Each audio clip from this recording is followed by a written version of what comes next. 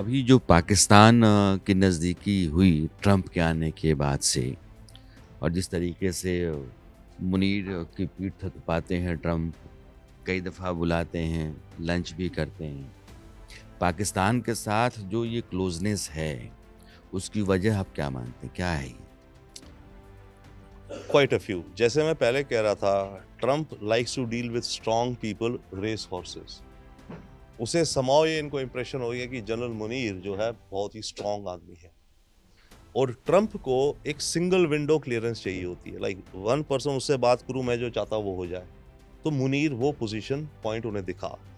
पर उससे पहले मुनीर की जो ये छवि कैसे बनी, इसमें पाकिस्तान ने क्या करा, इन्होंने एक क्रिप्टो करेंसी के कंसल्टेंट को हायर किया।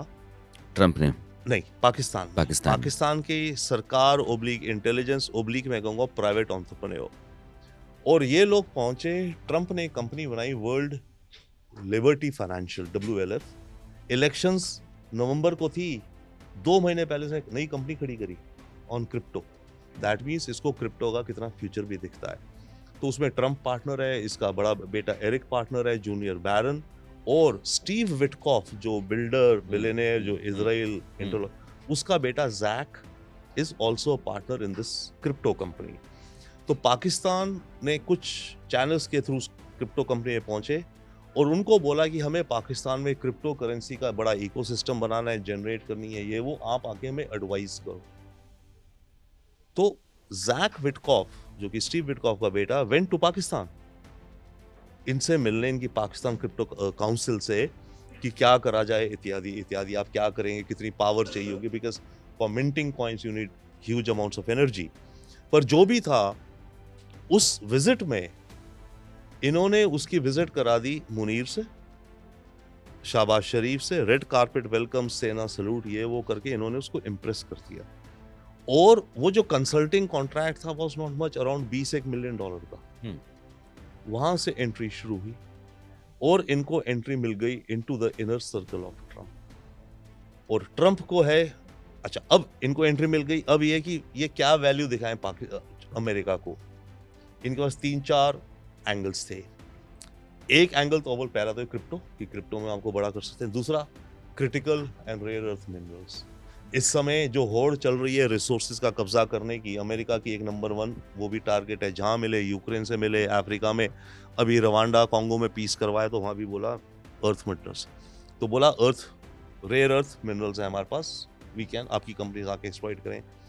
दूसरा, ईरान का जो बॉर्डर है, और उस समय ईरान इजराइल, ये पिछले 6 महीने की बात है, आप मानिए, ईरान इजराइल का चल रहा था।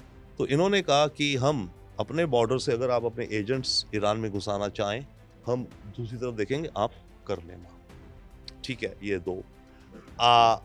फिर तीसरा जो सबसे अहम, इन्होंने एक और गेम खेला, और अब जो खुल के आ रहा है कि गाजा में जो सेटल होना है मामला, उसमें हम शायद फोर्सेस भी दे देंगे, क्योंकि वहां फोर्सेस चाहिए।